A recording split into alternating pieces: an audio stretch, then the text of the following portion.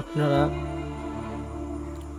বিগত দিন এখন পর্যন্ত দেখছেন কত ছোট ছোট বাচ্চারা ধর্ষণ হয়েছে, তাদের কোনো বিচার বাংলার জমিনে হয়নি, আমরা দেখতে পাইনি।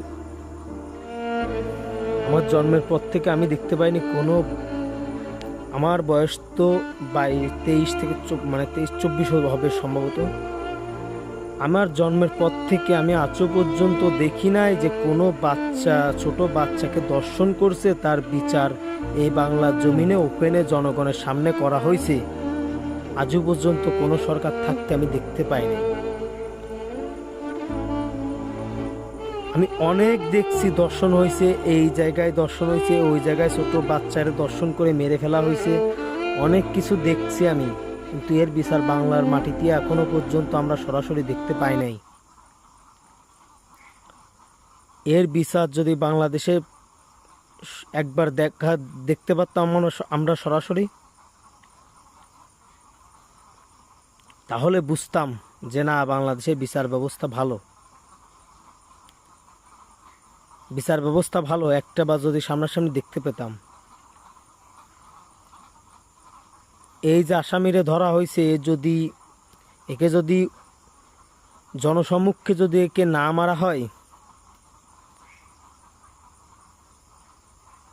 তাহলে ভাই সামনে আরও দর্শন হবে, আরও একটা না শত শত হবে।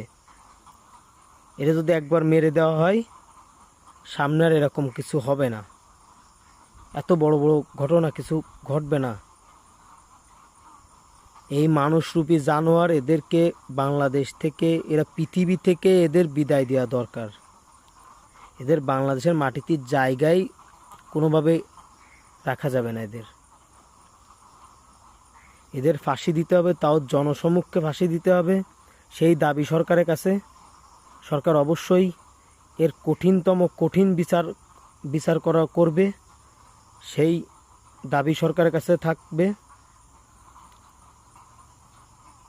এর যেন কঠিন থেকে কঠিনতম বিচার করা হয় এই বাংলার মাটিতে, তাও সরাসরি যেন জনগণ দেখতে পারে, লাইভে মোবাইলের সামনে এসে যেন সবাই দেখতে পায় যে এর বিচার কিভাবে হয়েছে।